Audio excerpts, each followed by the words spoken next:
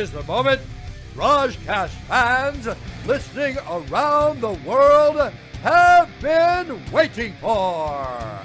Live from the BrahjCast studios in Mazomanie, Wisconsin, it's time!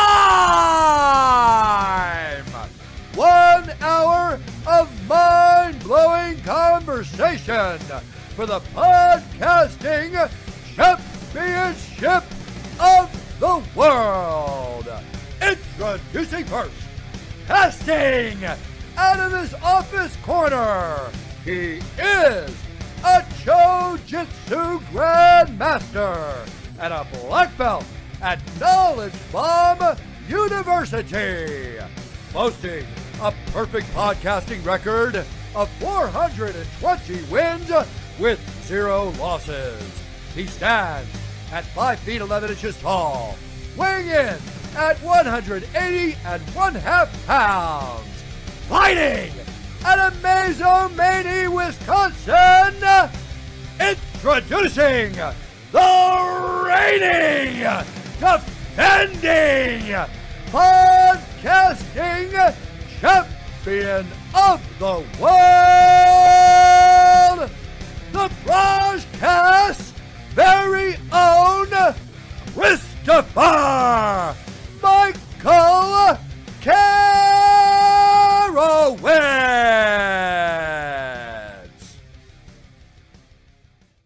So 3, 2, 1. All right, so we are live right now. I am here with my boy Matt from Virginia, Passion for Cards. Say what's up to the millions.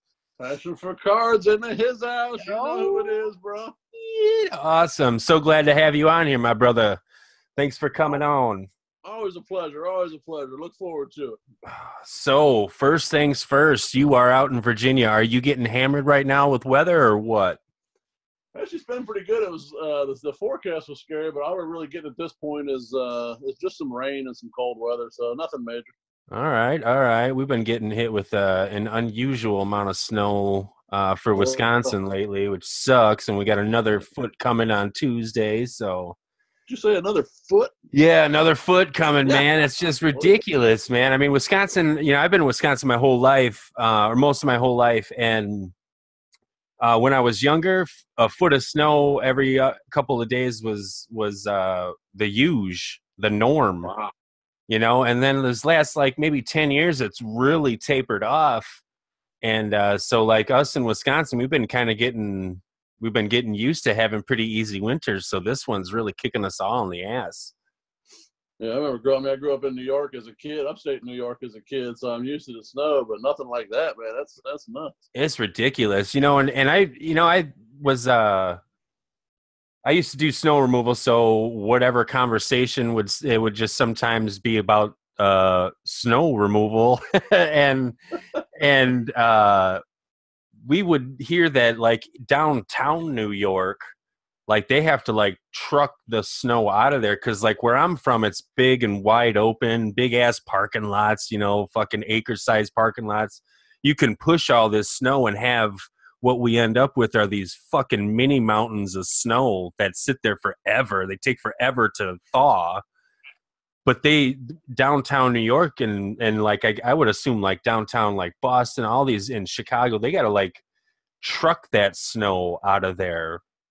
Oh yeah, there's nowhere to put it, man. If you don't truck it out, you'll just bury yourself in snow. That's crazy to me. So I have never really been to New York or anything, so I never really got a feel for what that's like walking downtown and shit. I've heard a couple of people who have been there and visiting, as tourists and shit. They said it smells like garbage. They said it smells like garbage and urine.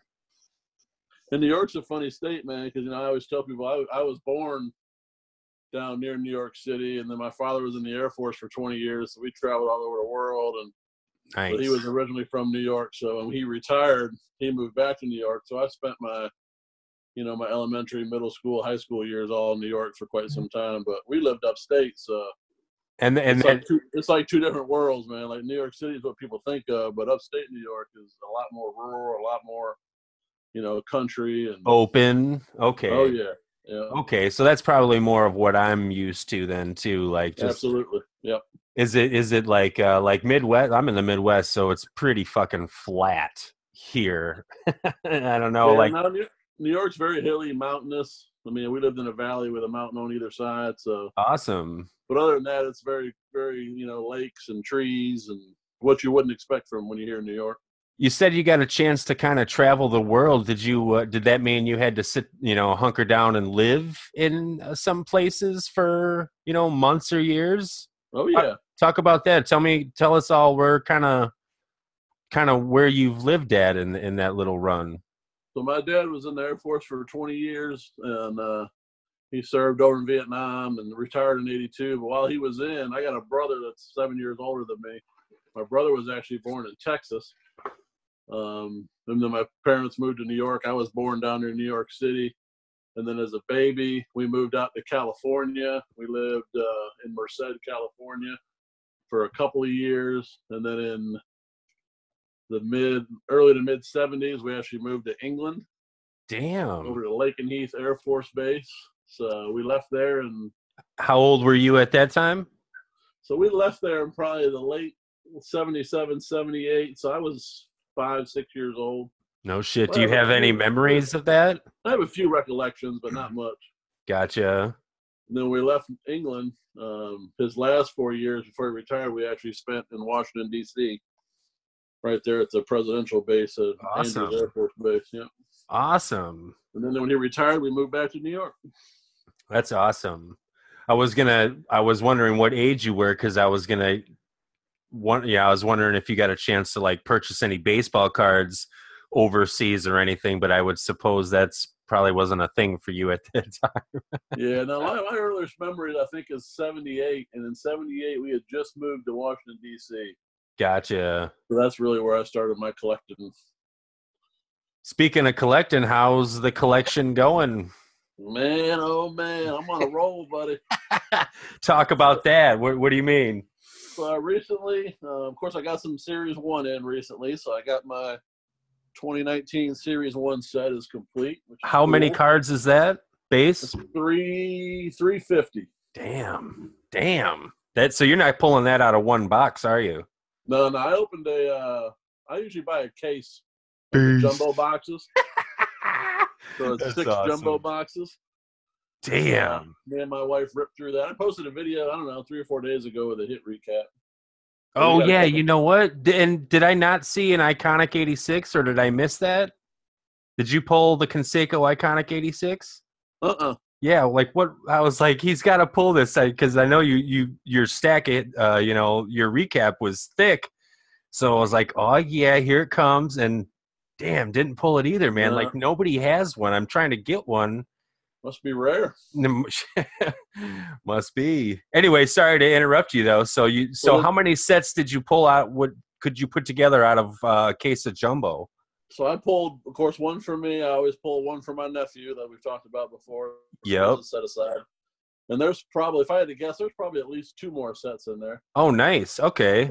So yeah, I got lots of base left over. And then on the vintage side, of course, I'm still working my way back. I finished 66 or 65, I think, the last time we talked. So recently I finished. They're not all here yet. I got a couple in the mail, but all my 64 tops are done. Dang. So 1964 is complete. And I'm actually sitting here as we speak, talking to you. I'm writing down what I need for 63, so I can start working on that. Damn. That one's about half done. 63 is about half done, so it'll take me a little while to finish that one. For sure. Do you have like a go-to site for your vintage that's really been like hot for you, or is it like just kind of from everywhere? So I am blessed. Probably unlike most people, I have a couple LCSs, but I have an LCS in Hampton, Virginia called the 10th Inning. It's been there since the late 70s. Nice. And he doesn't even buy modern stuff. Like you walk into his store and everything he does more than baseball, but everything he has is vintage. So I can literally walk into his shop and say when I finish the 63 list, I might need 250 cards. Man. He'll probably have, and not just one, I mean multiple copies. He'll probably have 75% of what I need. That's huge. So I'll go up there, I go up probably every other weekend, get, 40, 50 cards, kind of chip away him and I kind of bullshit. I've known him for a long time, great guy. We just kind of sit there and shoot the shit, go through some cards. He always gives me great deals, hooks me up with stuff. So that's where I always start, man. I try to support that local guy that's trying to do the brick and mortar. And of course, he's been successful, and like you say, he's done it since the late '70s. And he has, to the best of my knowledge, he has zero presence on the internet. No doubt. People walking through that door. No doubt, huh? You get customers for life. Yep, he's got a guy that he deals with in Maryland. So what he'll do once he kind of taps out what he has, he'll call his guy in Maryland with my list, and whatever the guy in Maryland has, he'll shoot down to my buddy Don, and then I'll go scoop those up, and then the last remaining bits and pieces I just kind of find online wherever. No doubt. But most of them I get from the LCS, just like we did 20, 30 years ago. That's awesome. Yeah, you're lucky to have that. Not a lot of us have that anymore. It's just the really unique thing is, even if you have an LCS, the majority, at least the other ones around here, the majority of it is, of course, modern stuff. Maybe back into the 80s, 70s, maybe, but he goes back into the 40s and 50s deep. Damn, nice. Deep. So yeah, I'm definitely blessed to have that. It's only, 20-minute drive. That's awesome. Yeah. I'm lucky to have that. My LCS was 20 minutes away as well, and unfortunately lost it last August in the major flooding. Oh, and they had been there for years, and it was always awesome to go in there. It had a much more vintage feel. It looked like literally like a fucking snapshot from like the day they opened. They took a snapshot. Everything that they placed there, shit was still there. No prices on anything, he just basically asking shit. But he had a pretty cool. No. There were prices on it. That's the gig. There were prices, and obviously prices fluctuate so much. He's like, whatever price is on there, it's like, I'll just look it up and like give you the lowest possible version or whatever that the Beckett is. But he's like, even if it was like if it says $12 on it, and it's like $120 card, he'll still give it to you for the $12. Was like his gig, which was totally cool. I was like, fucking, that's awesome. So like, it encourages you to ask versus, I feel like a lot of people don't want to, bother the guy there who's working like hey, what's this price? What's this price? What's this price? Especially when there's conversations going on, and usually there's only one or two guys manning the helm and everything. So it encourages you to ask, because you could actually end up with a sweet ass deal, because and I think a lot of people miss that part of the hobby if you've never experienced that. I mean, to me, it's almost like, people talk about, going to the barber shop and spending a couple hours bullshitting. Card shop's the same way. I go in there and I know going in that I'm gonna be there for 2 or 3 hours, and 30 minutes of that's probably gonna be looking up cards, and the other couple hours is him and I bullshitting about life and what's going on. And Fuck yeah. There's always this older dude posted up on like his own chair. Dude walks in with his own fold out like lawn chair and shit, just sits down and just shoots the shit, talking about the minor league team, talking about the Bucks, the Badgers, going through the whole rundown of the whole sports. I mean, and I'm just sitting there thumbing away through cards and shit, just loving listening to their conversation, because those dudes are fucking knowledgeable. They've been so much knowledge. Man. Yeah, they're older than me and much more experienced, so they fucking know everything. So I don't even want to try to chime in. I'm enjoying listening, because I know if I even chime in, they know way more than me. So what would I chime in with? Like what bit of knowledge would I have? So that was really, really cool. Have they talked about trying to reopen at some point? No, unfortunately, I think that's just going to be done. They like during the summer months, they literally like run it out of their big ass garage, out of their home. Oh, okay. Yeah. But in the winter months here, it's so volatile, they have to put it all in storage and shit like that, in like controlled temperature storage. and they just come out for the monthly card shows. That is always at the same place every month in Madison. Oh, okay. So unfortunately, and that leaves one remaining card shop. This Jim's Card Corner, I think, is what it is. And if he's listening to this, he just probably spit his fucking ramen noodles out because So excited right now. he's like, someone knows I'm here. I mean, unfortunately, I don't know First how. advertisement he's ever gotten. Yes. I went in there once just because, I was like, oh shit, I Googled some card shops and this one showed up and I was like, what? I've never seen this fucking place. And I know why, because it's like tucked in a corner behind a corner behind a corner, Right. No signage, no nothing. So it's like you just got to know. And so I walk in and there's like a bell. Like, to me, that just feels so old school when you walk in and there's like a real bell up above the door. My guy's got to say. Oh, shit, man. I was like, damn, this dude's been here for a minute. Like, immediately I was like, I don't know. So whatever. I walk in and I feel like he literally got up out of like a cot from the back, which was just like behind like a wall of wax, like a wall of junk wax, and was like, oh, hey, what's up? And he's like finishing some food and shit. He had like sloppy fingers and shit. I was like, wow, hey, how you doing? And, it's like, he's like, what can I get you? Or what are you looking for? Or some shit. And I was like, Jose Canseco. And he's like, bah. Ain't got no Conseco. Get out of my store. Right. Had some a couple of years ago. Isn't that guy dead? Like, oh, shit, man. So I was looking for supplies, actually, is what I was really looking for. And I was like, hey, man, you got any magnetics? He's like, no, don't believe in magnetics. If you drop them, they just blur all over the place. And I was like, well, you put them in, like, cases too. So they don't. No, why would it's just like giving me shit. Like, why would I put my cases in cases? Like, what are you talking about? He's like, I've got screw downs. Yeah.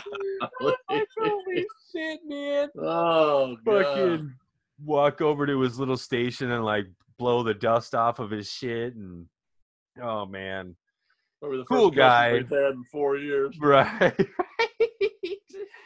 Cool guy, but just not the atmosphere. Not the atmosphere I'm looking at when I want to thumb through some cards and not be the only, just being stared at from 5 feet away.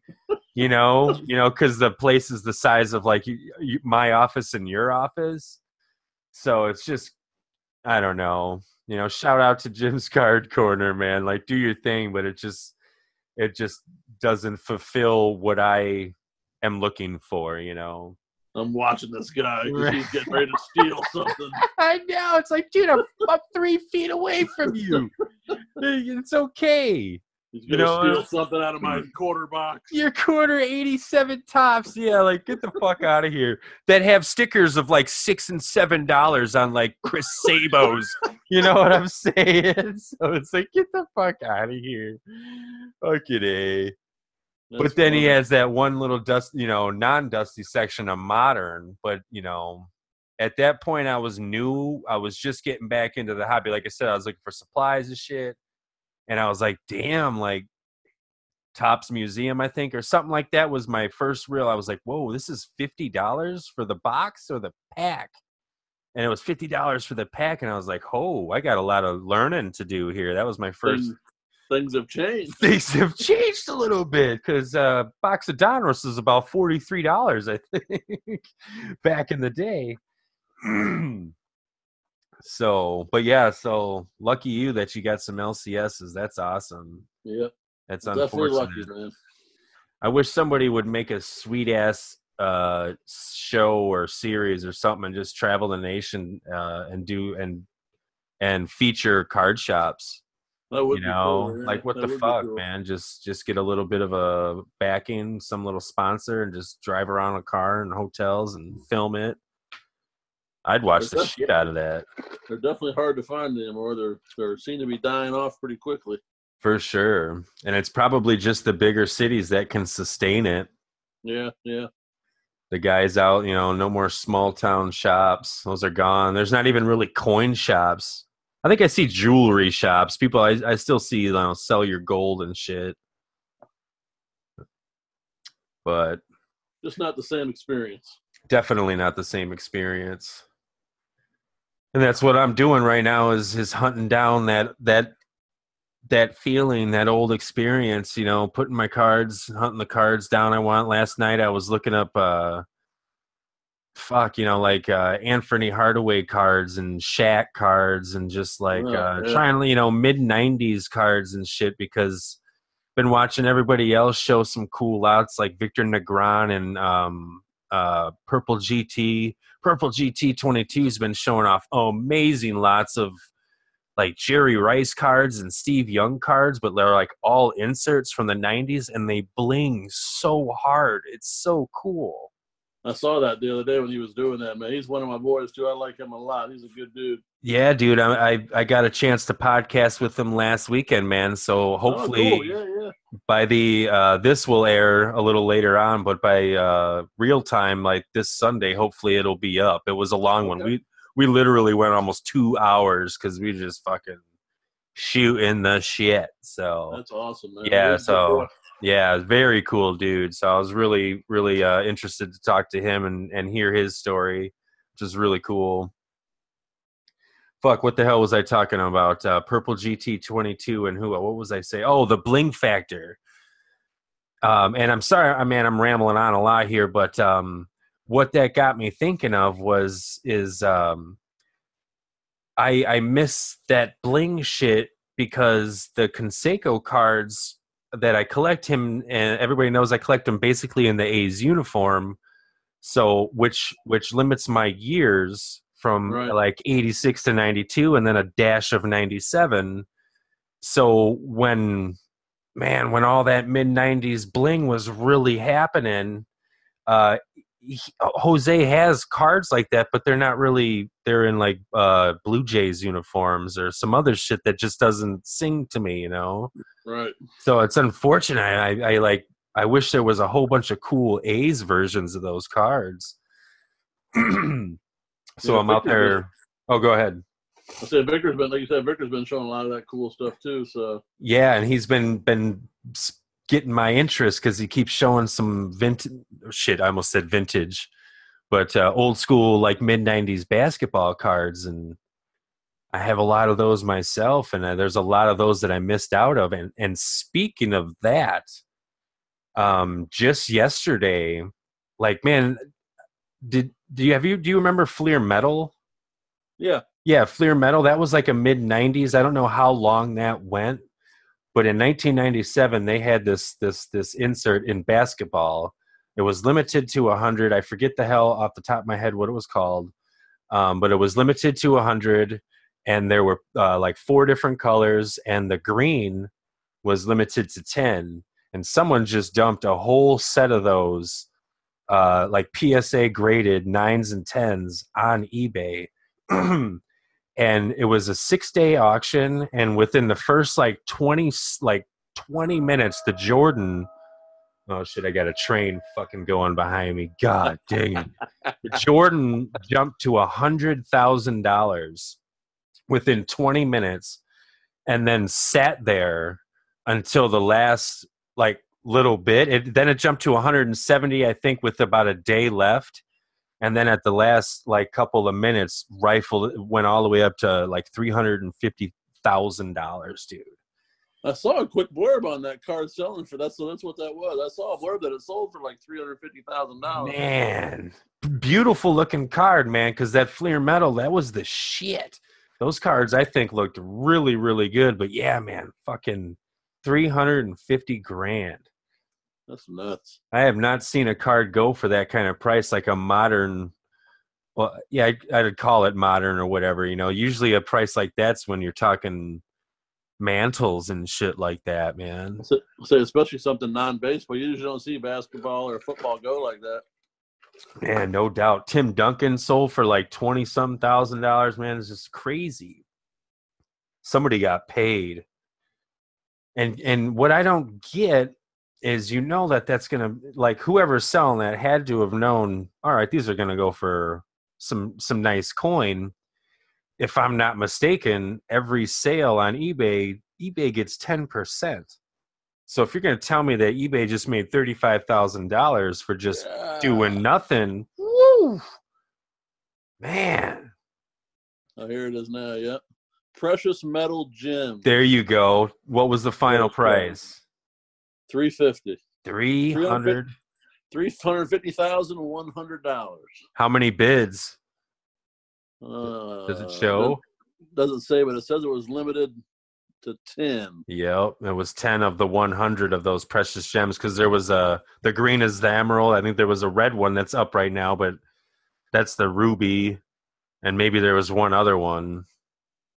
Here's something that'll really blow your mind. What's That's how much Scottie Pippen went for. 33,000.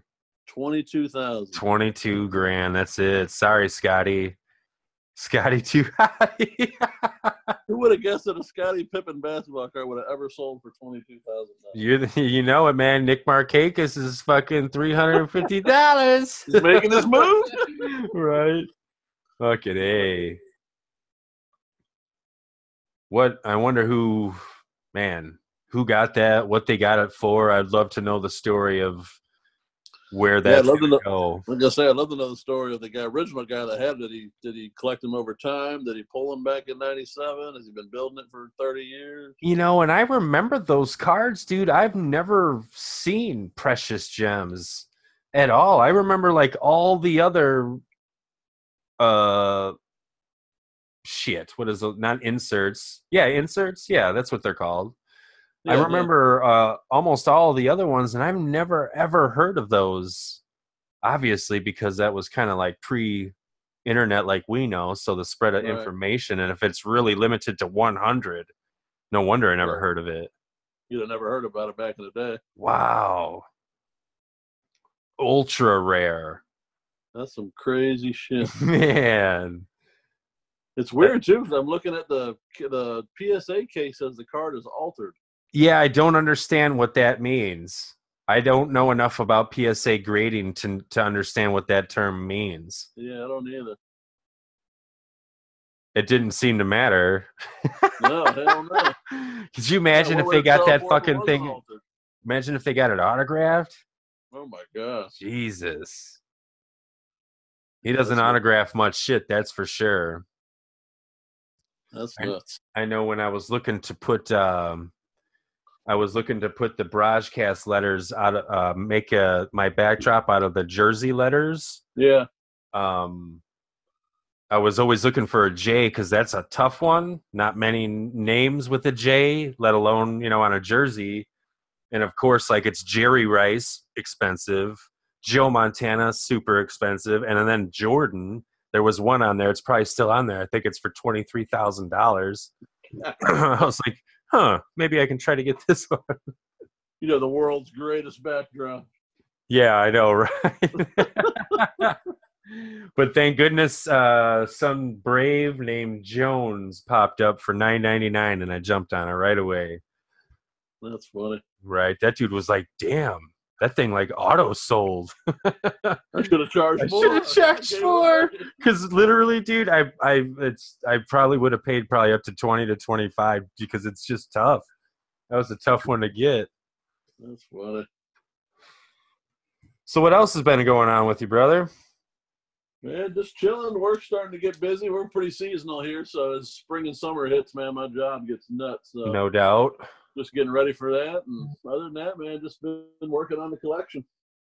You been texting your boy Bryce Harper to try to sway him to come to Philly, or what? What is he waiting for, man? Let's do this thing. I don't understand, man. It's like spring training. I don't know off the top of my head when like hitters got a report, but like, what's going to happen if he doesn't get a sign with anybody? What does that mean? I think he will, and B, I guess if he doesn't, whenever he does, he'll show up. But I can't imagine it'll be too much longer. I mean, the Nationals pretty much came out today and said they were out of the running. So dang. I think it's really only down to the teams I've heard are Philly, the Giants, and actually the Padres. I guess they're still kind Jesus. of in the mix, even though they just signed Machado. I think they're trying to go after him too. So, but it looks like we're the front runners. So Jesus. I hopefully think we'll know that's going to something in a couple happen. days. Yeah, that'd be awesome. We've made some nice signings in the off season already. So Talk about that. I don't know. I don't know who that was. So we've picked up so far this off season. We've picked up. Actually, I think he used to play for y'all, Jean Segura. Oh shit! How the fuck did you pull him away from the Brewers? We got him, bro. I'm gonna have to write a strongly worded email. So he's gonna be our shortstop. Then we signed JT Real Muto. Oh shit! Who's a pretty good catcher was with Miami, so he's on board. They're still talking obviously to Harvard, but they're also talking to Dallas Keuchel and Craig Kimbrell. Damn, those are some names. So yeah, they've made some moves. They're going to be strong this year. World Series or bust. If Harper comes, what's the Brew Crew looking like this year? 100% going to the World Series. Coming off a strong season. Yeah. Hopefully, man. This is I just don't want to jinx them, man. I've been since I've known baseball, it's been the Brewers, and I've really never had a winning season.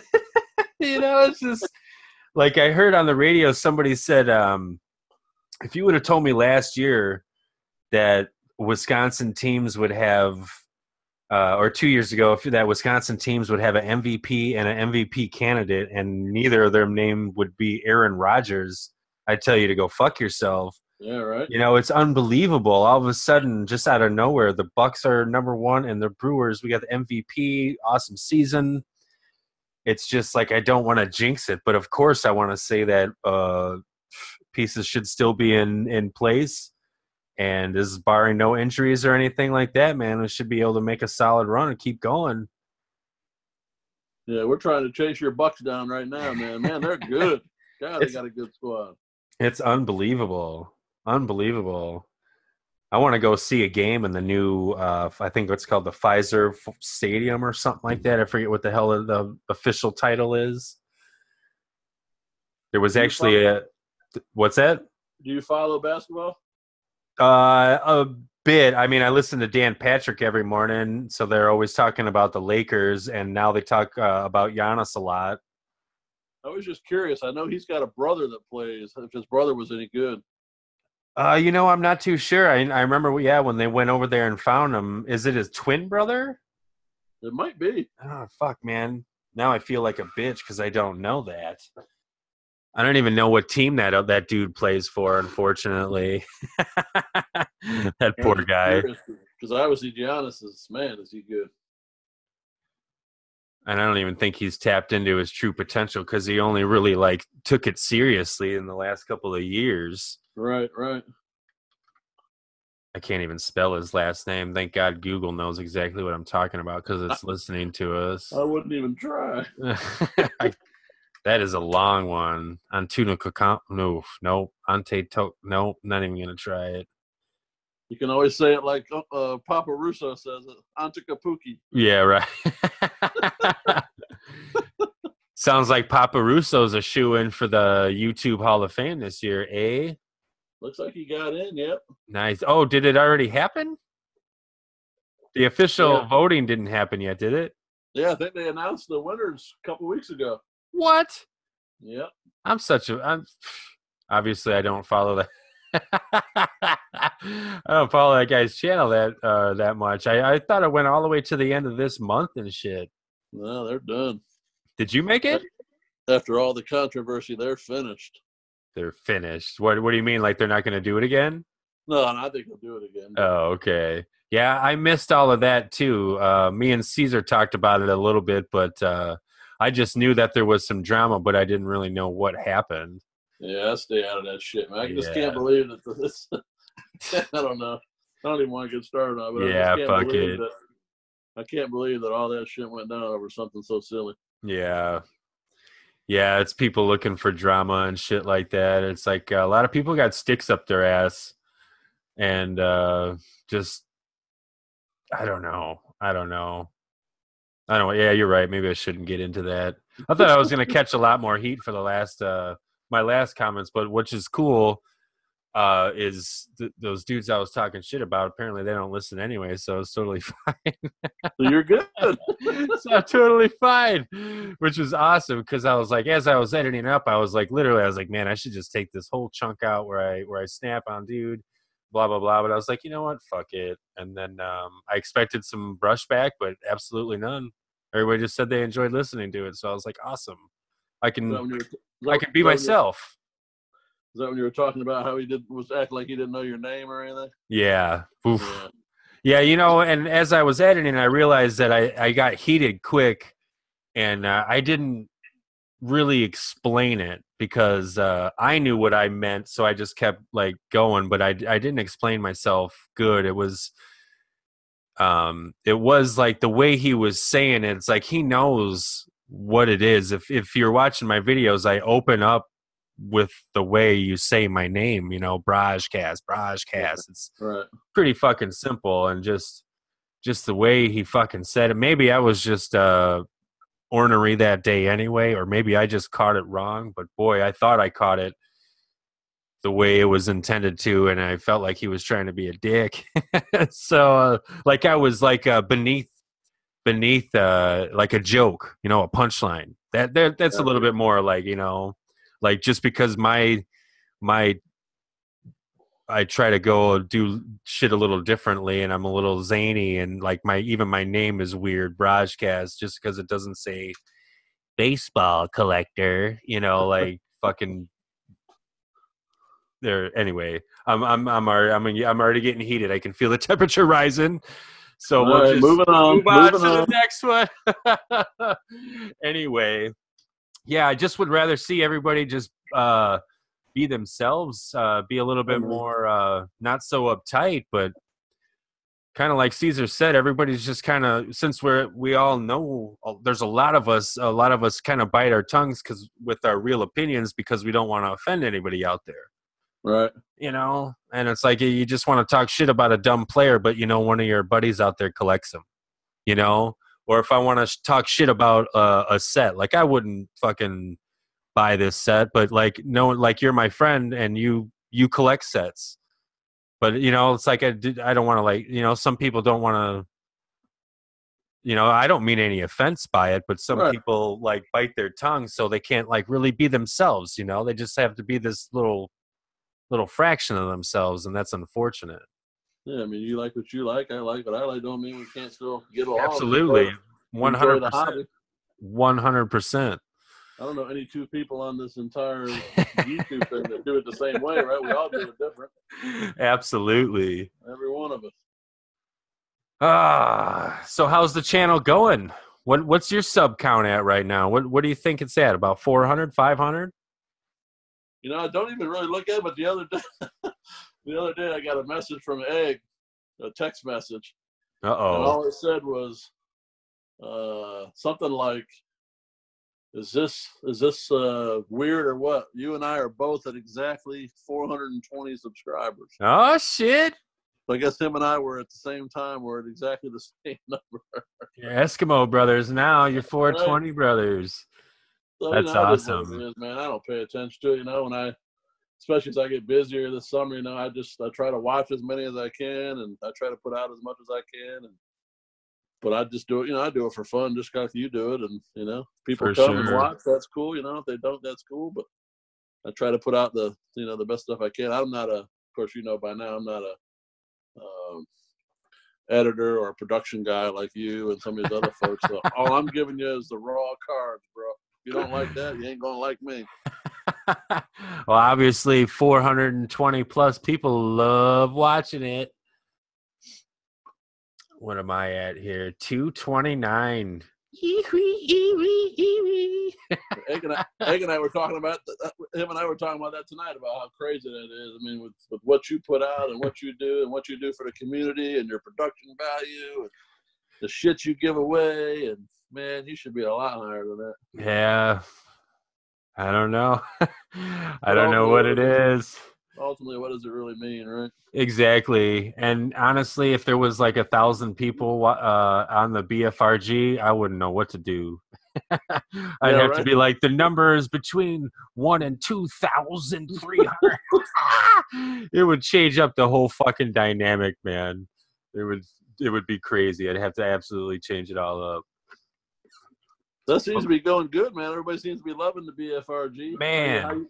You still like doing it? Man, I love doing it. It's one of the main focuses that's going to be this year. Being a Conseco collector, I don't have much to show all the time as far as cards. So I think this year is going to be about, podcasts with tubers in the community and BFRG, putting more into that. I'm trying to ramp up the production value on that, working on the editing. I ramped it up a little too much 2 weeks ago because my whole setup just fucking crashed. And that sucked. That was hella embarrassing because it was all has been going good, few weeks in a row. What's really cool is I'm seeing new names in there. New players, people winning the, guess the numbers so they can actually play and try to pull pieces off the board. And that's awesome. It's always cool meeting new people and shit like that. And it just gets better and better, and just keeping kind of stats and shit. So the end of the year, we can have another addition to the Hall of Fame and shit like that. So, and it's nice. My Hall of Fame is, it's my vote. That's it. Like, I'm just gonna, I don't have. There can be no drama in my Hall of Fame because I'm the only one that runs that shit and votes it. So I'm putting in my people. Exactly. Give a shit what you think. So, but yeah, really, really enjoying it. As I go consecutively, it gets a little bit easier and easier for me to do it because it's really hard to be live for X amount of minutes. They run about 30 to 45 minutes, and when you're doing your own videos, there's no like real pressure or anything. You just, because there's nothing going on except you. And right. And then as for me, I can just edit out any bullshit anyway. So yeah, I don't know how you do it with them. You're doing obviously keeping track of everything, and then you got all the sound effects and all the cut-ins. And man, dude, it's impressive, man. It's impressive. I appreciate that. It's a mini part-time job, but I don't see it as a job. It's just a way to describe it so other people could understand like the time that it takes, But oh yeah. If it ever felt like a real job, I wouldn't do it. That's for sure. Right. That's not what we're doing this for. This is absolutely what I love to do, is all of the extra stuff that people can see and hear on my videos and shit. So I just enjoy doing that stuff. I always try to kind of do different shit, just to kind of test myself and just keep pushing myself to do better and better and get more creative, just what I like to do. Are you self-taught with shit like that, or are you yeah, 100%. No, yeah, 100% self-taught. Wow. Yeah, I've been just doing videos for a long time, and it's just once you kind of learn one of them, one of the programs that can kind of do shit, they all are kind of similar.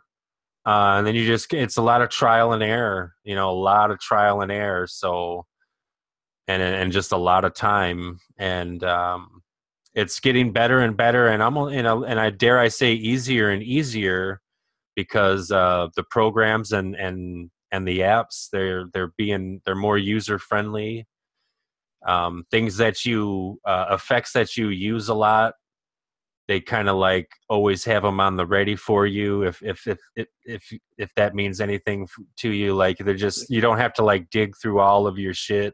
Right. It's just like those are problems that a couple of years ago that just took a lot more time, and the more time shit like that takes, the less time you have to like really kind of be creative, and the more time you're wasting overall. And it's just like, So the easier it makes it for you to be creative, obviously, the more creative you can be. So it's really awesome right now because they're really giving people the opportunity to open up Pandora's box. Yeah, that's awesome, man. So cool. It is a lot of fun. But one thing I'm learning about is I got a few copyright strikes. You know, I try to just cut the smallest amount, a little bit of here and there, like the audio from a few of my intros or pulled from some more popular artists. So literally, like when I first uploaded some videos and there was some Skrillex and Rick Ross music in there, I was surprised that YouTube let it go. So I was like, oh, you can do this. Well, little did I know, about a month later, bing, bing, bing, bing, bing, bing, bing, they hit them all. So I was like, oh, you can't do this. What do they got? People that just watch every video? Man, there's got to be some sort of algorithm or something like that, man. Like, there's a way to get around it. Like, you could, like, literally, like, one time I uploaded a video of The Rock doing one of his, he was talking shit to some cops or something in the back of a WWE event. And I uploaded that, and I got a copyright strike on it. So I found, but I was like, other dudes do this. How are they doing this? Right. What you got to do is, like, render the video down a little bit, make it a little grainy. You've got to actually size the video to like a third of the screen or less. There's all these things that, like, the YouTube algorithm looks for, and there's ways to get around it. But at the end of the day, just fucking don't do it is the easiest way to get around it. Just be legit, you know? So just trying to come up with my own shit now, my own sound. Plus there's all sorts of royalty free type shit that you can, like the music I'm using now is legit music made by other people, but they said no problem, you can go ahead and use it. Oh, okay. So that's cool. So it's a constant learning experience and just something to do. It keeps me really, really interested, and it's a lot of fun, man. Really enjoy it. And I'm glad that a lot of people get to see it and actually enjoy it. I know it's for only a certain probably group of people, but is what it is. I was wondering if I was going to be kind of welcomed into the hobby or to the community, really, because of being a little bit different with the language and shit like that. But shit, man, there's a lot of adults out there too that I think on the low don't mind it at all. Absolutely. I love it. Cool. I enjoy being myself. It's one thing that I'm learning a lot about this is I thought I had to be like a character, you know, like this zany, quirky guy. But I think like the best feedback I get are just really when I'm just myself, and when I fuck up and shit like that, if I just show it, I think people like that versus me cutting it out to make it look like everything was perfect and shit like that. But now I'm just blabbing, my brother. I'm blabbing on and on and on, and then I don't think people like to watch people that are real, right? I think so. That's what I like to watch. So, yeah, when you do screw up or you mess up, people associate with that. That's what I like to watch. That's for sure. Yeah, exactly. Real OGs. There it is, exactly. But 229 subs. After word gets out that this podcast is going to drop, I'll be at 1,000 easily. Probably be at 225. Right. 4 people have unsubscribed. Right. I get like an unsubscriber every day. It's like, what the fuck? I seem to get a lot of that recently too. I don't even know why. That is weird. So weird. And it doesn't ever tell you who it is either. Yeah, so you'd be like, hey, fucker. Like, what the fuck? Like, Abe says, right? Yeah, exactly. So I can block your ass. I think Baseball Card Babe unsubscribed to me. Really? Yeah, because I was mini talking shit to him. I shouldn't say talking shit, but I was like, so when is Jen coming back here? Like, she hasn't done videos for a few months now. Yeah, I've noticed it's been her husband, yeah. And it's like, It's like I was like, you got to change your fucking name, bro. Like you're pretty. I don't want to say deceiving, but like people are coming and they're like, "Oh, baseball card, babe, 3,000 subscribers. This must be a chicken bikini opening up blaster boxes." And here you see some hairy palms and shit. It's like, what? What the fuck is this, man? Like that's not fair. I wish I had a chick that started my fucking channel and blasted it to 3,000 subs and then just gave it to me. Yeah, that babe sounds just like me. That's weird, man. Hey guys, something not right with that. So it's like I just got to start something, bring back the real BCB or change that fucking name, guy. That ain't fair. Struggling over here, 229.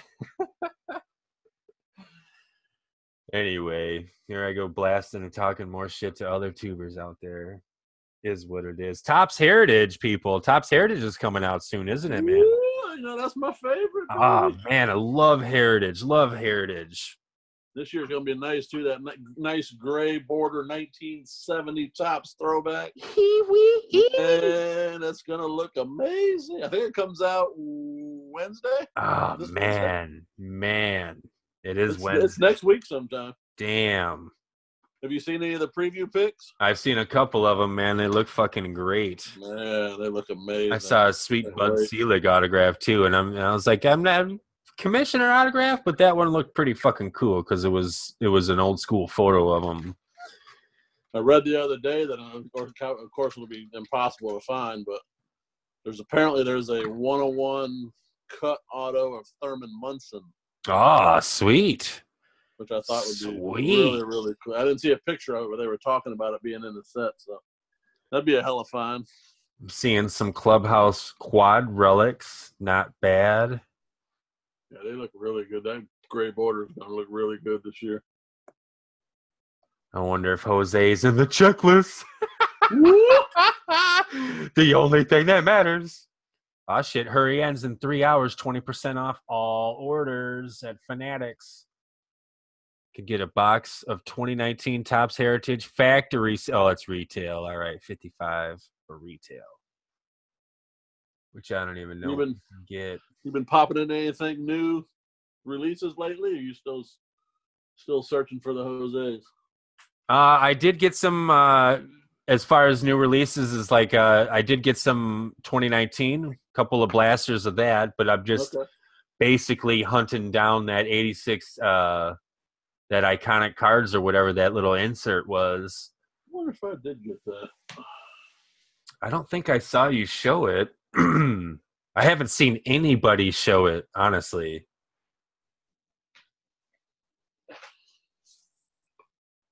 So I've probably got about, I think I opened on about 4 or 5 blasters. Okay. And so I've got a good chunk of the set going. I haven't numbered it out yet. But really no hits or anything like that, unfortunately. Is that the only Jose card? Is the iconic? Yeah, yep. Okay. It's the only one in the set that I know of. And I don't think I don't know if that comes in any parallels or anything like that. He wasn't in the super short print veteran card set? You know, I don't know 100%, but I haven't seen anything like that on eBay or anything. Top Series 1 SSP Jose Canseco. And then Frank Thomas looks boss. Hell yeah, the Hank Aaron is in a Brewers jersey, dude. Yeah. Sick. The Frank Thomas is like fucking so cool. That's such a young version of him in this White Sox jersey. So weird. Every one of those cards is the Ricky is dope. The Bo is sick. Man, I'm looking at them all right now. That Ricky Henderson is no wonder it's like $65. Damn. Yeah, every one of those cards shit's probably $40 to $100. Yeah. Damn, Ricky's hat can barely sit on his head with that fro. I'm surprised that thing just don't pop up. Yeah, the only one I haven't liked so far is the Babe Ruth because it just looks weird to me. He's like golfing, and he's like 127 years old, which is weird. Yeah, he looks strange in that one. Just some nice ass cards. Let me tell you about I opened and I guess this is something new, but I opened that case of 2019 Series 1. Didn't get a single short print. Damn. Not a super short print or a photo variation short print. What would you have expected in that amount of, in a case? Would you expect 2 or 3 or 1? Yeah, I would say in past years, I probably would get maybe 1 per box, maybe 5 or 6. Yeah, no doubt. Of the photo variations, but not a single one. Mm. I don't know if they left them out of the hobby boxes and just put them in retail or what the hell they did, but that was kind of a bummer. You know me, I like to try to collect. Yeah, for sure. Absolutely, the master set. I didn't get any. Damn. That's a bit of an expensive add-on to that set. Damn. I see. Did you get speaking of sets, Topps Living set? I saw Ivan Rodriguez is featured this week. Yep. So you got that one coming? No, that's on the way, bro. Nice. Have you got anything from, what did we talk about? What was that called? The elite club that you're in? Montgomery? Yeah, the Montgomery Club. Has that dropped yet? I got 2 things. I got the 6-card autograph set, and then I got a base set of like 25 or 30 cards. But that was probably 4 or 5 months ago. Yeah, okay. I do remember that then. Okay. Yeah. Nothing since then. Do you know kind of when to expect those, or is that just kind of... No, they just actually the last set that came in the mail one day. No email, no notification. Oh, no shit. No shit. But I think they're supposed to send 3 or 4 sets a year, so there should be some more coming.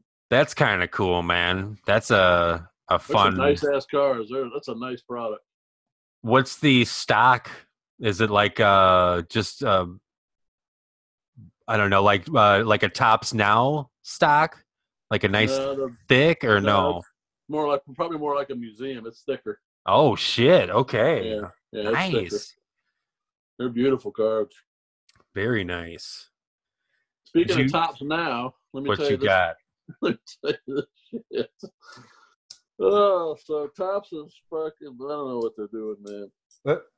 They released a Topps Now card yesterday of Manny Machado in his Padres jersey, which is cool. You know, they do the new trades and stuff. I'm down with that. Yep. But then they released a relic version. Oh, jeez. Guess what the relic is? You would think guess what the relic might be. The relic would be like a jersey or a bat chunk. But what? No, yeah. But what is it? It wasn't either one of those. It isn't either one of those. I don't know.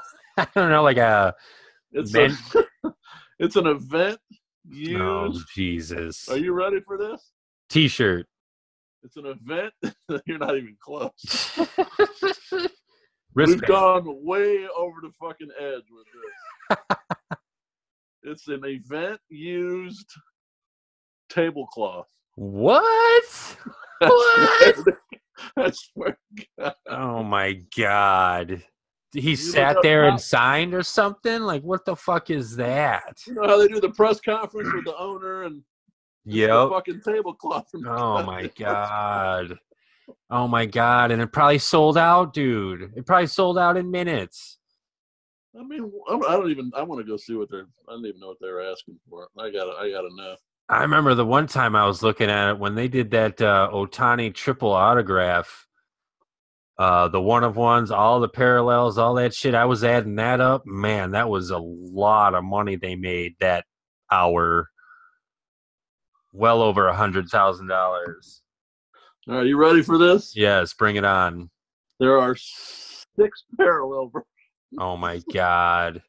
You got the base, then you've got numbered to 49, 25, 10, 5, and 1. Sold out? The 101 Machado tablecloth relic. Oh my God. They're asking $800 for. Unbelievable. And it's still there? It's not sold out? Still there. Nobody wants a fucking table. The base relic to 99 is $40. Nope. And it's literally called the tablecloth relic. No. Unbelievable. I love Topps as much as anybody, right? Right. There's no fucking way I'm buying that card. I would like to know. I know that you're a Topps guy, so this interests me. Your answer on, or your opinion on Topps employee autographs. Do you think that's stupid? That's awesome, or like some of it's okay? You said Topps employee autograph? Yeah, Topps employee autographs. Like if that was your hit in a box, like how do you feel about that? I would not be happy. Not happy, right? Right? Like, such a thing? oh yeah, Topps employee autographs? Isn't that a thing? I feel like they're coming up in they're in Topps Series 1 or man. Really? Man, I hope I'm not talking out of my ass. Topps employee. You might be right. We were getting into it. I mean, there's a lot in Ginter. I mean, unless it's my son and I pull his autograph. Right. I don't give a shit. Let's see. I'm thinking Topps Heritage. Mystery Autos. Topps employee. Blah, blah, blah, blah, blah. Shit. Maybe I'm just talking out of my ass. We were talking about it on Twitter, though, and there's been Topps employee autographs in the past. That's for sure. You've never pulled one of those or gotten any of those? Nope. What? All right. I'm looking right now, trying So to see.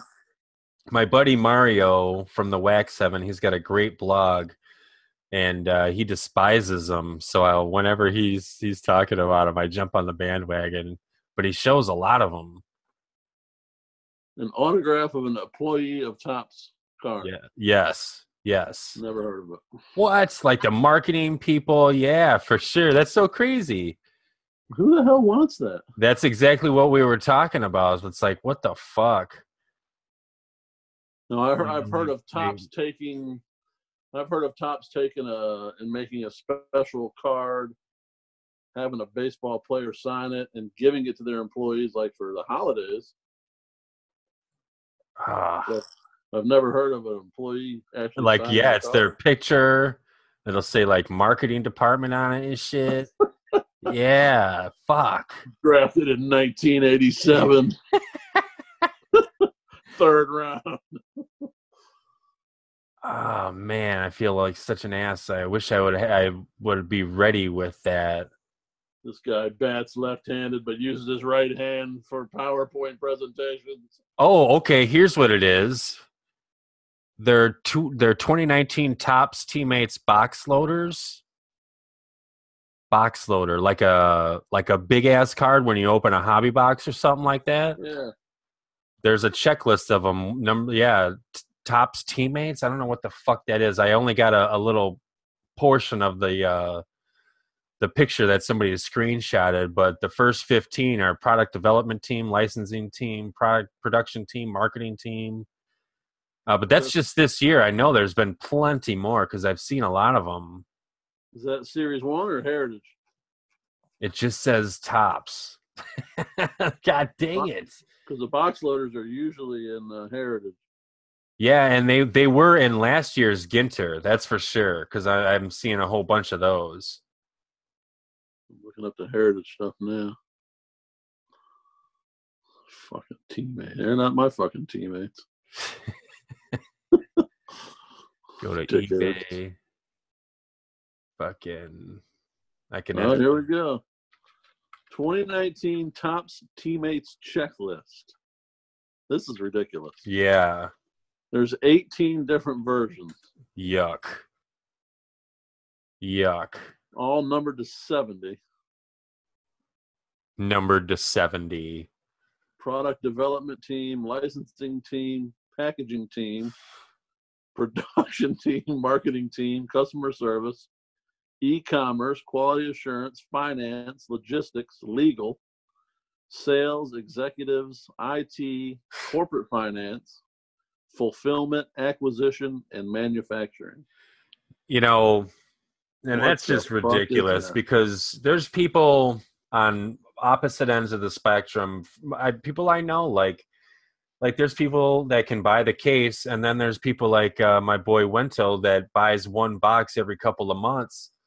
And when you guarantee him an auto, that's fucking cool with me. But then his auto is Minerva Sinitis employee auto. You know what the fuck is that?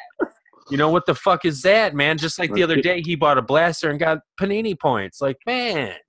I can't have it, yeah. Man. I mean, I'm on eBay right now. If you just type in Topps employee auto, they all pop up from 2017 Ginter.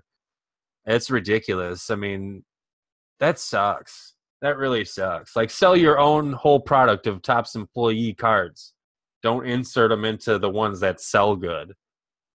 You know, make a whole set so if people really want that, they can choose to buy those packs of the cards and the set and everything.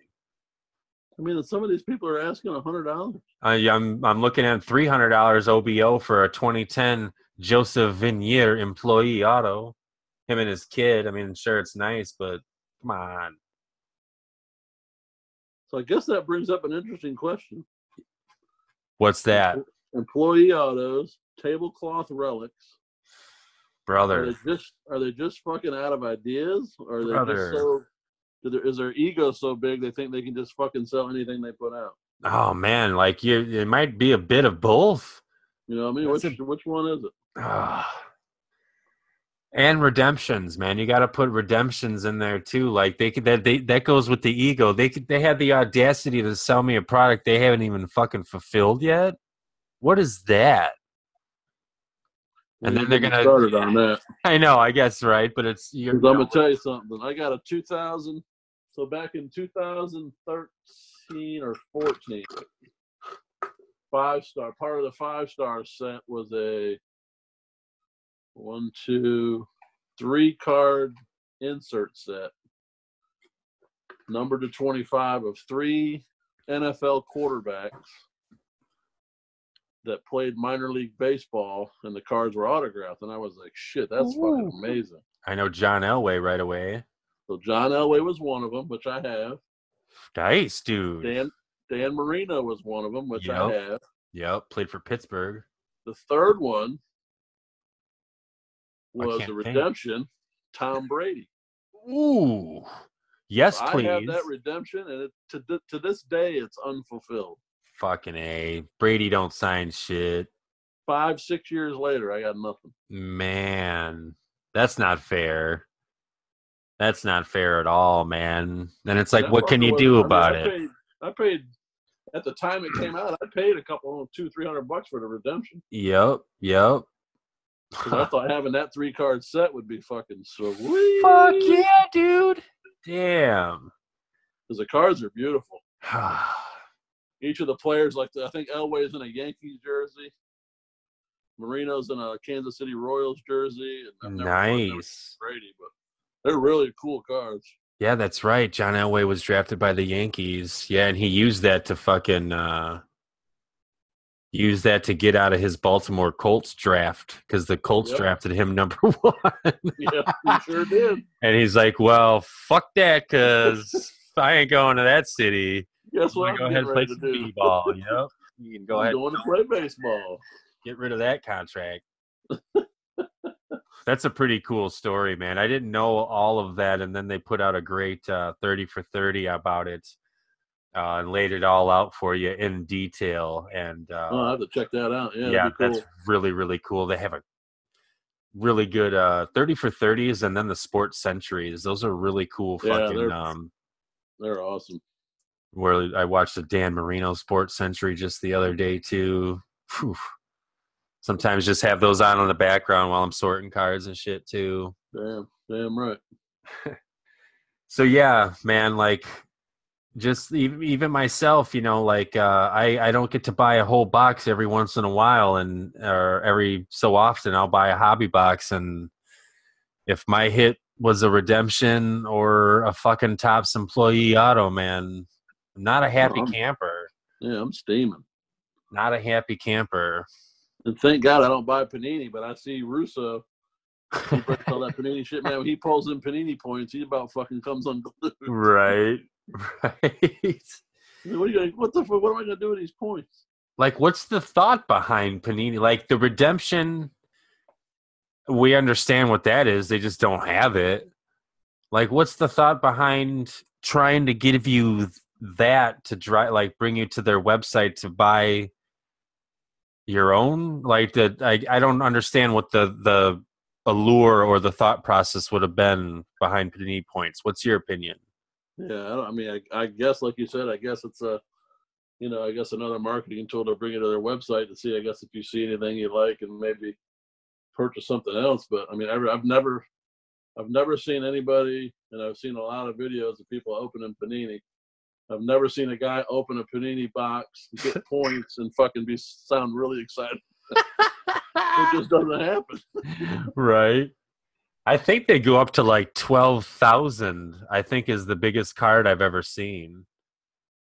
That's a big fucking card. Like, I don't even know what you can buy or what you can get with those, but the majority of the ones I see are between 150 and 350 though, that people pull and get pissed off about. And the fucking redemptions, I mean, you make so much product every year. If you don't have the fucking card, just put it in the next release. Just put it in the next release. But I guess there's tough is printing that? plates involved and shit, Like, I guess you've printed it. It's going to look different. Like, I don't know. I don't, yeah.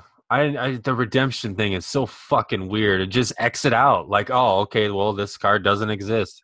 Done. I mean, if you were making one product a year or two, maybe two, I'd be like, okay, maybe I understand that, you want to give somebody something good and you just couldn't pull it off. But I mean, you're releasing fucking 60 products a year.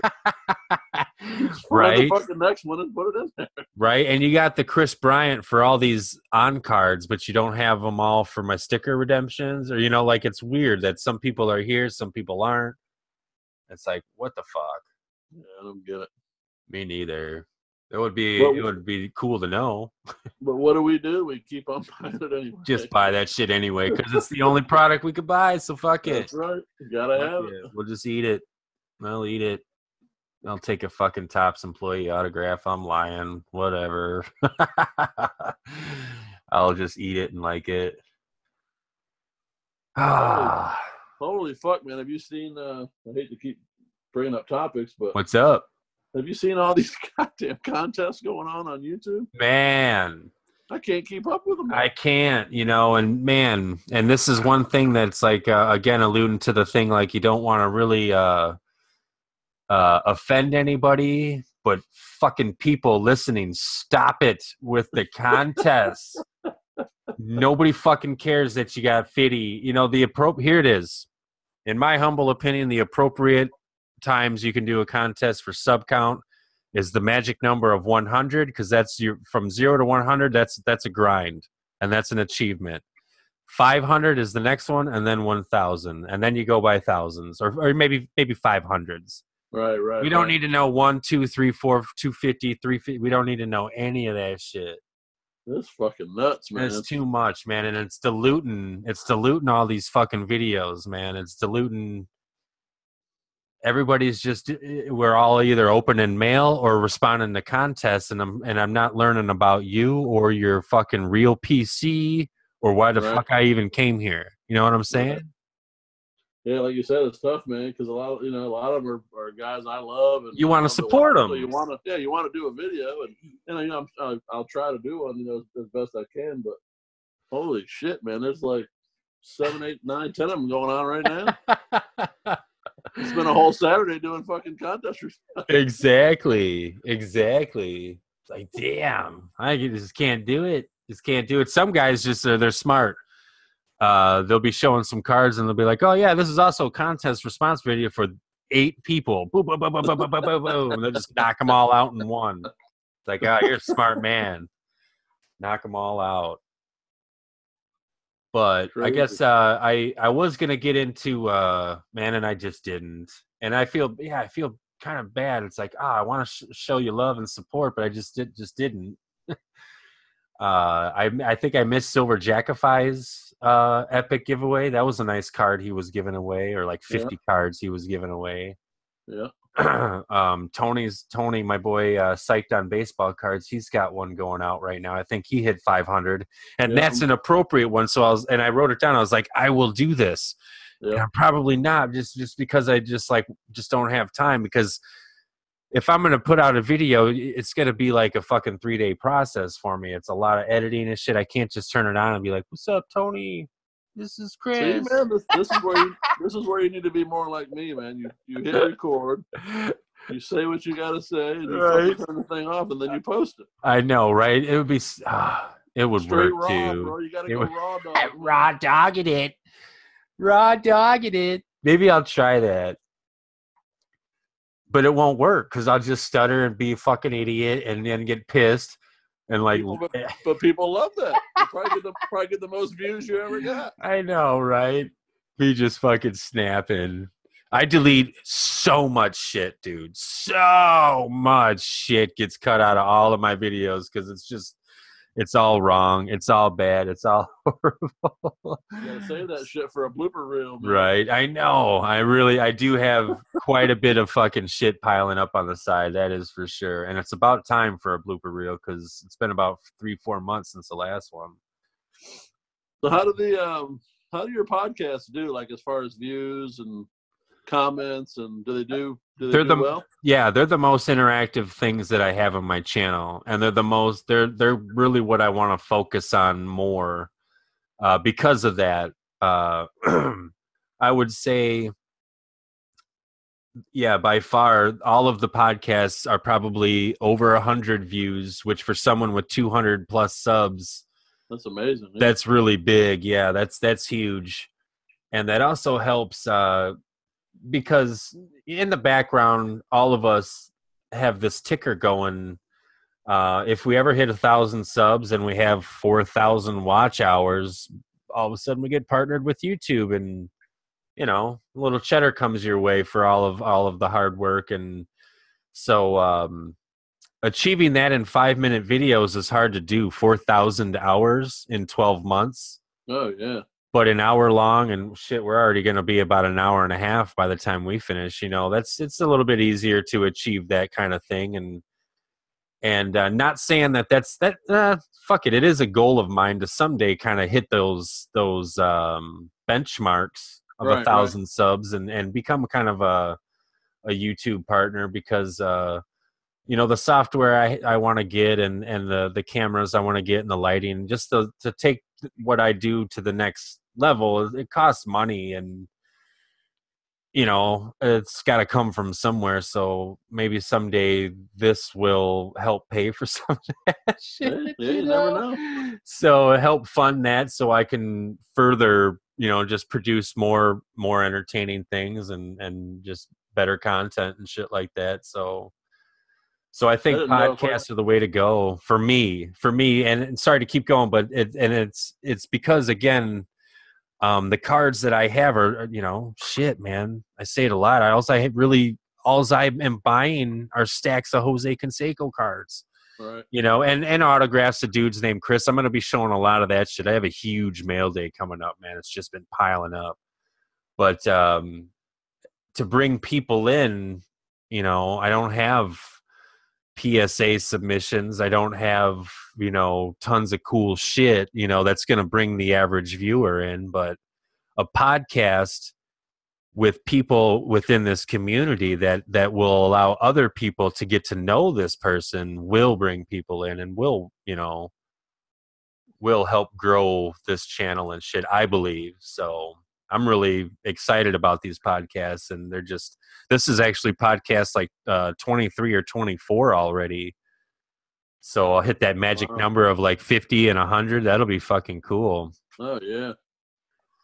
I don't know if, like with the pod, a lot of people bitch about long videos. I don't know if the podcast the length of them kind of turn people away, or yeah, they just kind of put it on in the background while they're doing other stuff and listen to it. Or I get a lot. I think that's a lot about what it is. like when you put a video up, a 5 to 10 minute video, mail day contest response, whatever it is, you'll see a lot of views kind of right away. People will watch it.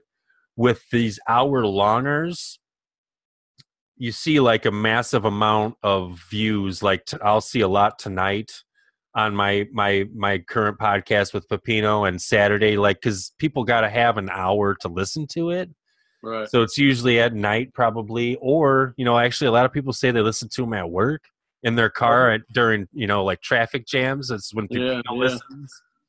And that's shit that I'm learning too, because at first I was like, man, an hour, I've got to cut it off because nobody's going to want to listen to this shit for longer than an hour. But here I'm fucking wrong. People don't mind it at all. So it's cool. As long as you keep people engaged and the conversation's good and the topics are good, I think people, they'll listen.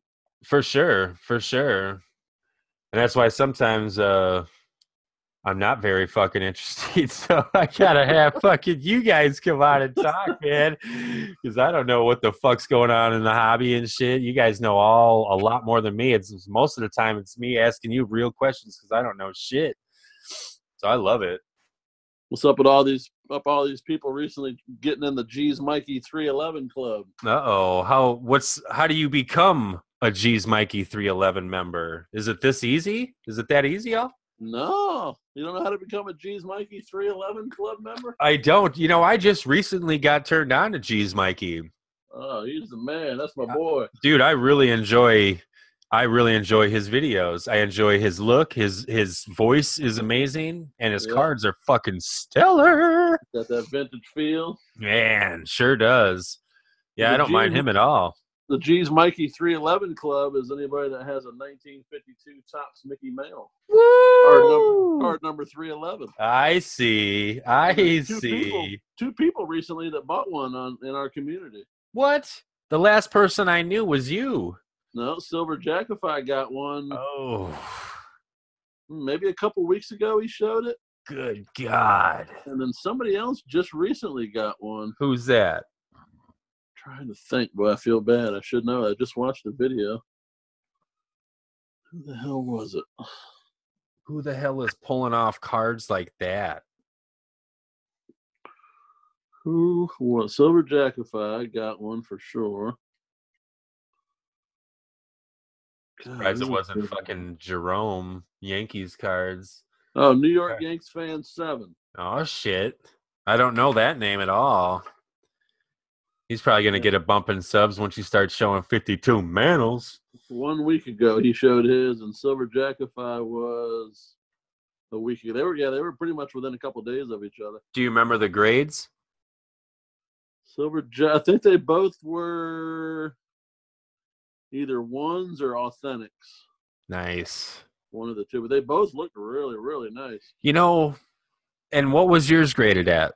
Mine's 4 or 5? Mine's a 3. A 3? Yeah. And it looks great, right? The front, it looks amazing. Like what? And I'm saying the ones they got they're graded, like I said, either one or authentic. They look great. They look amazing. Right, dude. Okay, since being in the 311 club is gonna be a real tough one for me, I'm going for a few steps below. And I hope to acquire this at this year's National. I want a Nolan Ryan rookie. Really bad. Really bad, right? That is a beautiful card. It's so fucking cool. So fucking iconic. It would be the best card in my collection. And I was like, I didn't really know the pricing on it, but okay. So I saw like these PSA 1s and 2s. And I would expect that to be garbage. But they look fucking good, dude. I couldn't believe it, dude. Like, all that matters to me is that I appealed on the front and, like, maybe some centering shit. But these were fine, dude. I couldn't believe that was, like, a 1.5. Because I was like, what is a 3? Like perfect? Like, it just was crazy to me. But also lucky for me because that's like something in my price range. You know what I'm talking about? A lot of times you can catch a 1, 2, 3 with maybe something wrong on the back. Right. which drops the grade real low, but the front looks good. Shit, I buy that all day long. Don't bother me none on that back at all. No. So, yeah. So, I mean, I'm a player. It got me excited that I could actually be a player in the arena of a Nolan Ryan rookie card.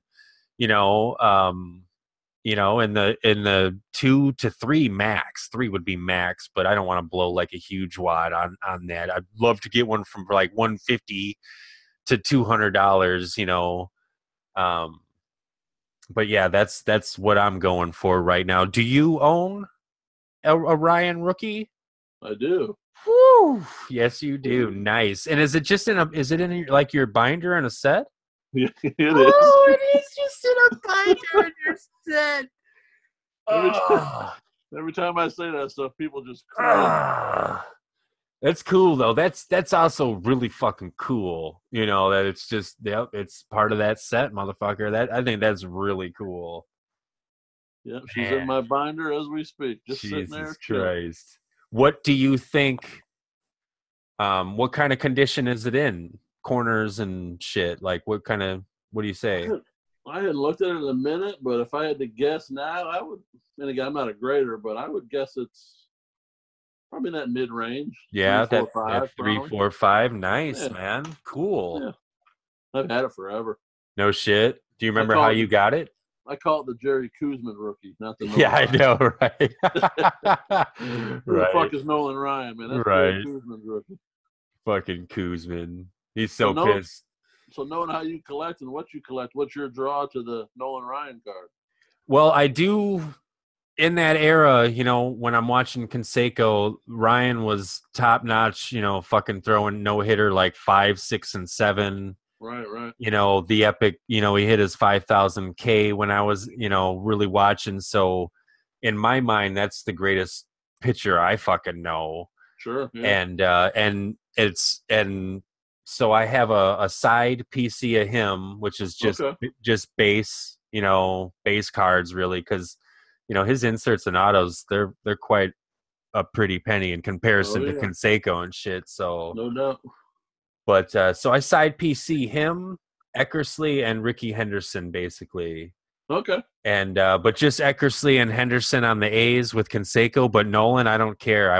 It doesn't matter to me. Like doesn't matter the team. No, yeah, I would love to acquire one of every one, and I think the 69 is damn near almost as cool as the rookie card. For some reason, to me, I like the way that picture is. Yeah. Plus, it's the iconic set. I would really like to acquire. So since I want to get a rookie and a 69, I might as well try for that too. And it's also that idea is also born out of a slowdown in Canseco's now that I've kind of caught up to what I'm going to be getting for Canseco's. There's still some things to hunt, but it's kind of like few and far between now, Right. So kind of want to have something else to kind of build on that's not astronomically priced, just some base tops cards. And that's the beauty of like all the Nolan Ryan's cards, man, up until they're all tops and there's only one to get every year, or maybe an all-star card too, but there's not 17 and 35 from every year to get, so. Well, that's a good side PC. I would say he's one of the greats. One of the greats, dude. Absolutely. I think some of his numbers might be untouchable. That's cool. I didn't know you PC'd Ryan. Yeah, I don't really show a lot because it's literally like maybe 3 to 4 pages in a binder right now, but I'm just getting started, and it's stuff that I can pick up at shows and stuff at dollar boxes, $4 or $5 cards here and there. But yeah, it's good shit. I love the backs of Nolan Ryan's cards because it's fucking stats for days, dude. Some of them later cards you can't even read it. The print's so I know the print's so small. And speaking of that, it reminded me of you. I went to a St. Vinny's, which is like a Goodwill or a thrift shop in my area, and I pop in there every once in a while while I'm working. I got some downtime. I'll look for some cards, and they actually had a sealed set of 91 tops regular, and they had a sealed set of 91 tops micro.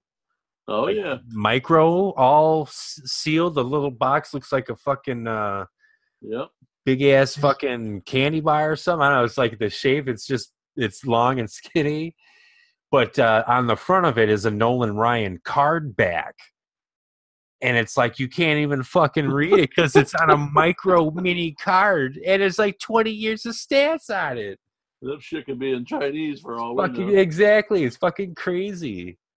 But that thing looks cool. It's hard for me. It's still sealed. It's hard for me to not break the seal and just look through all the cards.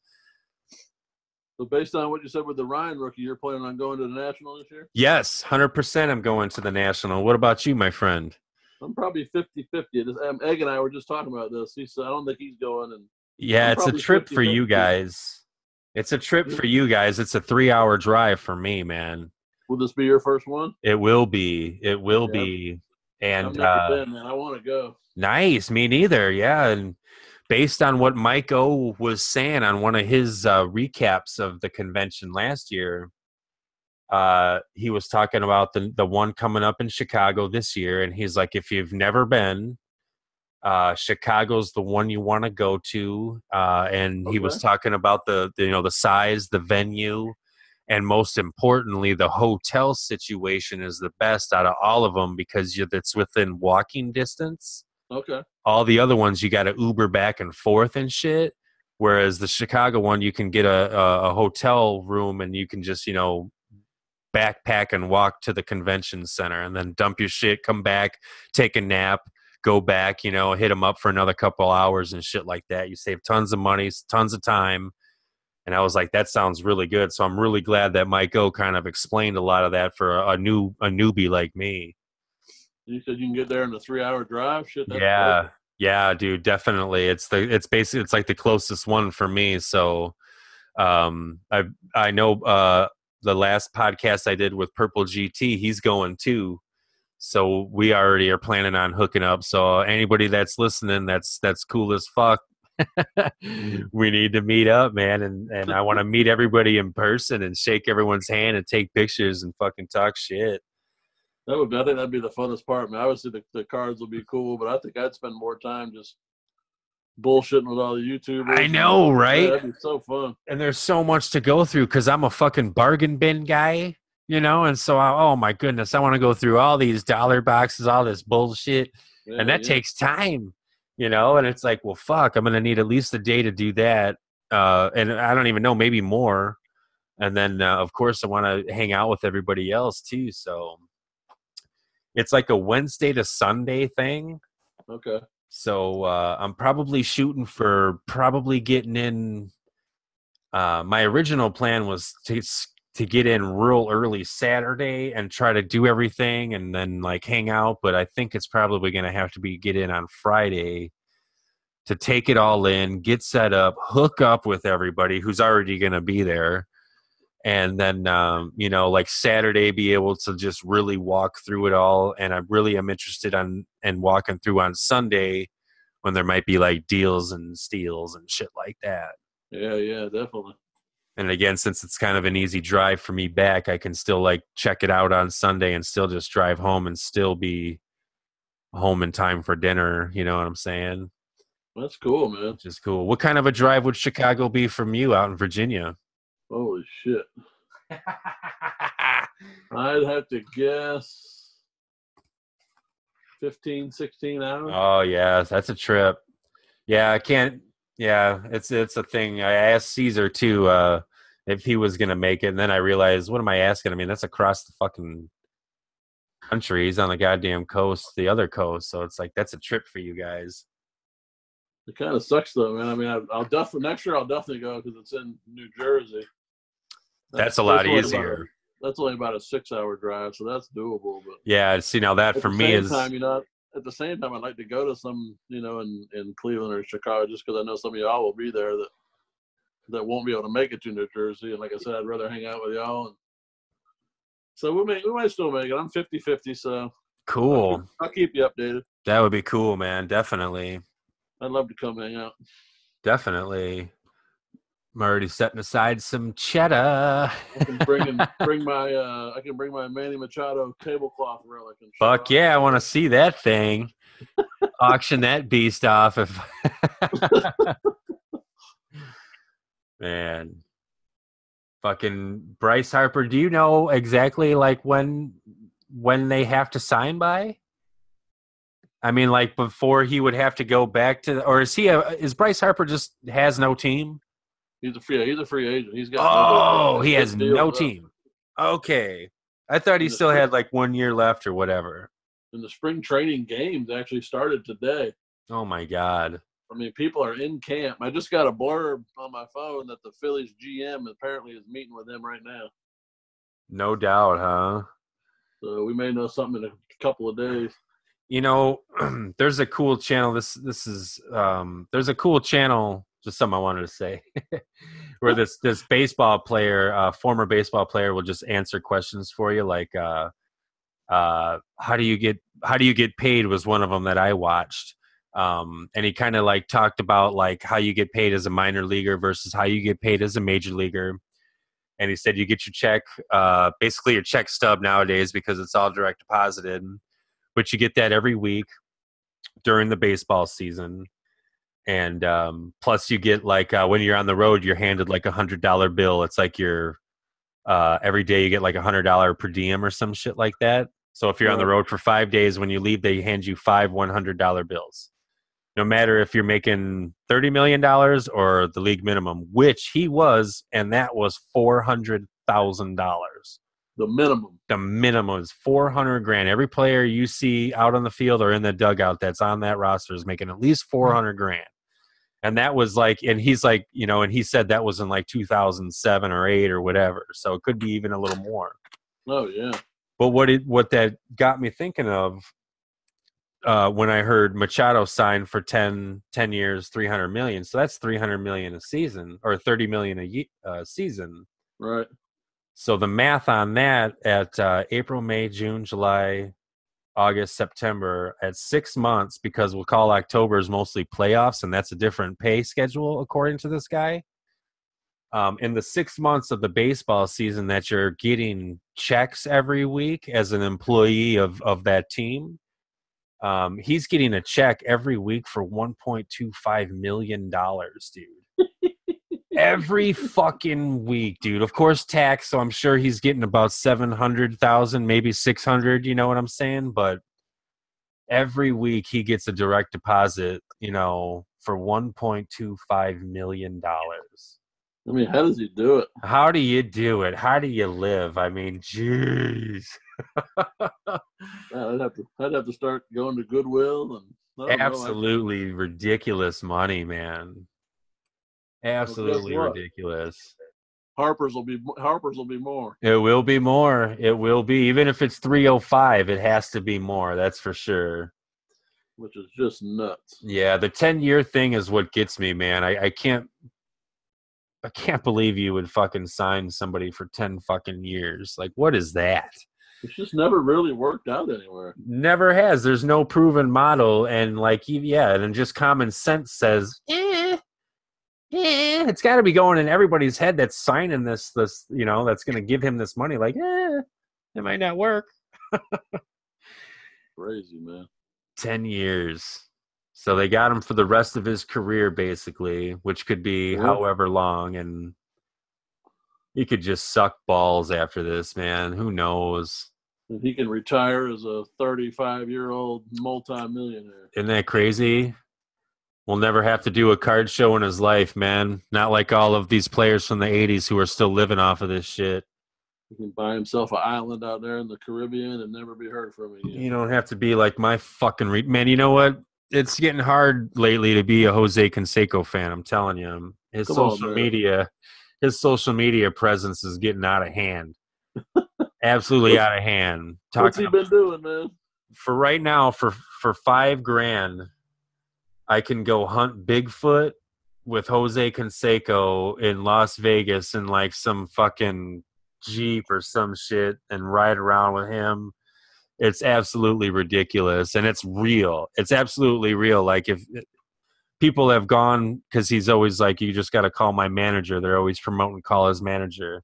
And so people have gone the steps all the way up into fucking actually sending them the money and have screenshotted the whole fucking deal. And it's just ridiculous. It's really pathetic. And it's really hard to be a fan when he's doing that type of shit now. Well, I might suggest that you save all your money that you were going to spend at the National. You might want to go on this Bigfoot excursion. I know, right? I mean, part of me would really love to do it if it was gifted to me, or he just said, hey, I heard you talking. Why don't you come? I love your podcast. But I don't know. And it's not even that. I mean, this is just the latest one. He talks about aliens, and I'm all for the alien conversation, but it's more comical. Talks about Trump. I don't know. He tries to be funny. If it's really him doing it, I don't even know, if it's really him on his account, but it's just ridiculous. It's unfortunate. Yeah, that's a shame. I want the guy that I want him. I don't know. I just want him to be intelligent.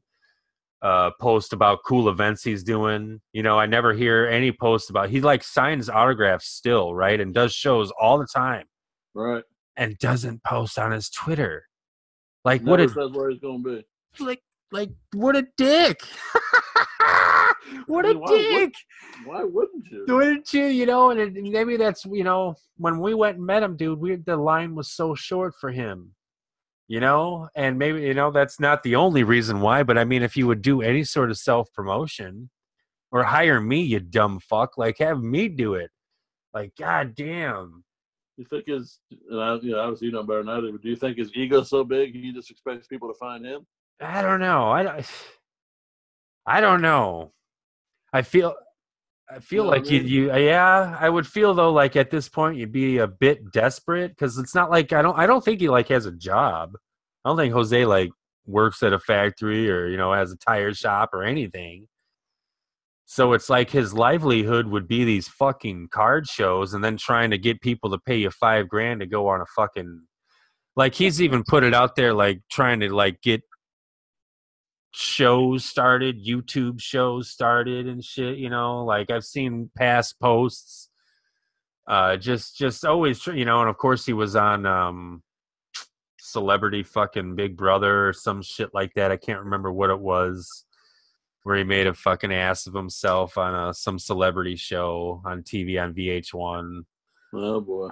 Yeah, but again, my snapshot in time of him is strictly from 86 to 92. So that's where he was just a beast and a god in a baseball uniform, Well, yeah, absolutely. So that's what I hold him to. And when I see this shit, it's kind of tough. So I literally might have to block my fucking hero on social media. For nothing else, you got to keep around for the fucking entertainment value. I know. But it's the comments that, because I'll read the comments and people are shitting on him so bad. It's ugh. You're doing this shit to yourself, guy, man. Just be smart. Just be a smart guy. Talk about real shit, man. Maybe people will take you fucking serious. Yeah, right. And maybe you can steer this. Any conversation can be fucking steered, man. You just taking it right off the cliff into fucking zany town. Just send him a message, see if he wants to come on the fucking BrahjCast. I think I have once, and I feel like it got back to me, and it was a $5,000 or some bullshit. What? It was ridiculous, absolutely ridiculous. I was like, yeah, there's my guy, that's my buddy. That's crazy, right? Jose Canseco. Could probably get I could probably get Carney Lansford on here for fucking no problem. Yeah, right? What's up, buddy? Just wanting to talk about the day. Man, that's nuts. Yeah. I feel like if I was able to do it with Canseco, it would cost X amount of dollars, and there would be only a certain amount of topics. It wouldn't be like a fun conversation. Right, he would definitely limit to what you limit. Yeah, and it would just be like an interview, and that's cool, but I would rather just talk to him like a person instead of just have him field questions he's already heard before. Yeah, you can go find anywhere the answers to. Exactly. Honestly, off the top of my head, I don't even know what I would ask him if, like, all of a sudden he just chimed in right now and was like, "Ha, fucker, you got 5 minutes." I know what I'd ask him. What would you ask him? Has he seen Bigfoot yet? No, yeah, no shit. I gotta know. He'd have to say, "I might have caught a glimpse, but for $5,000, I'll take you to the spot where I might have saw him." He tells me he caught a glimpse, I might be in. Yep, he said they're taking off once they get 5 people. There's 5 people in the room of this Jeep, so literally, he's gonna try to make $25,000. $2,500's due up front for all the processing and all that shit and paperwork and itineraries. And then $2,500 is due when you show up. No airfare, everything. You got to pay for everything. I think the only thing that's paid for is like a breakfast and a dinner. That maybe Jose will. He better cook for it, motherfucker. You better cook me dinner for $2,500. Right. Fucking A. That'll probably be the best part of the trip. No shit. Egg's asking if I can call or if he can call in. Nope. Sorry, buddy. He doesn't have the app to call in. Now he wants to call in? Yeah, now he wants to call in. When we were talking earlier, he said he was already drinking. So he's probably faded as fuck now. He's probably funny as shit right now. I know. We're going to have to set it up to where we get all 3 of us in there. It'll be a shorter one, but we can still do it. That's for sure. Hashtag La Familia. Yeah, buddy. We got room for 3 or 4 more in there, and that's going to be it. So choose wisely. We're going to have to choose wisely. It's not going to be anybody and everybody, that's for sure. I'm thinking about a couple of potentials, but we'll see. We'll see. I get to talk to Jerome Yankees cards next week. Next week, I think. That dude is a real good dude. Yeah, he's a real good. Recently got hooked up with him through Ricky Russo. Oh, really? So Russo's been doing, I don't know if you've seen it or not, but Russo's been doing this YouTube Battle Royale. I've been seeing the tongue twister, that's for sure. So there was 10 teams of 5 people. What? That Russo handpicked. And then he put the teams together. And then we've had to do certain things. So my team is Jerome, of course me, Sports Card Fam, which used to be Sports Card Kid, Stefan, Mike O. Nice. And Robert from Just the Bears. Nice. So that's our 5. So there's 3 teams left, and we're one of them. Nice. So the first competition was you had to do all this food-related shit. Was that the sandwich making I was seeing? That's what I made the sandwich, yep. Yeah. Then the last round was the tongue twister. So we each had to do a different tongue twister. And then the current round is we each have to go out and buy 2 packs of, I guess, value card, like, $4, $5, $6 packs. We have to open the first one. And basically having a pack war against the other teams. If we don't like what's in the first one, we can open the second one. If we like the first one, then the second one stays sealed. Nice. And that video is due by next week, so that's where we're at with that. But nice. Since Jerome got on my team, him and I have kind of been texting back and forth. And he's a good dude, man. I like Jerome. Yeah, definitely. I can't wait to hear about his story and let everybody else, I'm sure a lot of people do know it, but let people who don't, get them a chance to hear about his stories. I don't know if everybody knows. Through Egg. Oh, okay. Yep. I was asking him for channel recommendations, actually. And he had told me somebody that I might want to talk to is Jerome from Yankees Cards. So I was like, my first thought was, oh man, there's not many black collectors on YouTube. and so I type it in and bam, there's Jerome. And I was like, all right, Hi, what's up? Oops. But he's got quite a story, and I only know a fraction of it, or I've only heard bits and pieces about his arm wrestling championships and stuff. And Yeah. if you check his backdrop out, it's filled with amazing looking cards and shit. So he's the real deal, and like you said, real good guy, real active in the community. Never heard him talk really shit about anybody or anything like that. So yeah, nothing but good things to say, and it enticed me enough that I was like reached out to him, and I was like, bro, I really want to learn more and hear more. And he was happy to oblige, so we set up the date. It's either next weekend or the following week. Oh, that's cool. Yeah, so that'll be cool. So I'll be able to bring Jerome's story to the BrahjCast. So you recording like what? Couple times a month or almost every week? I'm trying to do twice a month because of the turnaround on them. Yeah, it takes a while to edit them and everything. So to put out quality product, I don't want to get buried in work and shit like that, you know. So yeah, the first run I did set everybody up a week. I went boom, boom, boom, boom, boom, and then I didn't make a video for like a month. It was around Christmas time. Yeah, around Christmas time, I was so fucking fried out from all of that, plus holiday, you know, and I brought it all myself. I enjoyed it, doing it all, but man, it was just like too much at the end of it all. And yeah, it took about a month off and shit like that, and then just got back into it, and been just 2019 was always, like I've been saying, is just all about for me it's about quality, not quantity.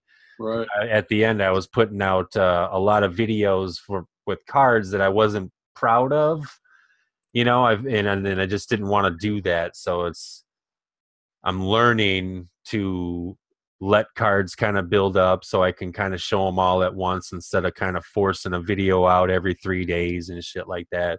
And as if you've noticed too, unfortunately, my daily videos have stopped because it was just a lot to do in the morning every fucking day. And it was just like, I did that for a straight 1 year straight.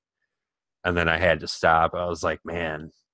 Yeah, I was going to ask you if anybody else was missing those besides me. Yeah, a lot of people ask about them, and if it's not in comments, it's in messages and shit like that on Facebook. And people that I didn't even know were actually watching them actually commented, and that's cool. Just, you know, kind of like, hey, what's up? Haven't seen you in a while, because actually they just kind of only watched those and didn't really watch some of my baseball card stuff, you know. And I love to do that.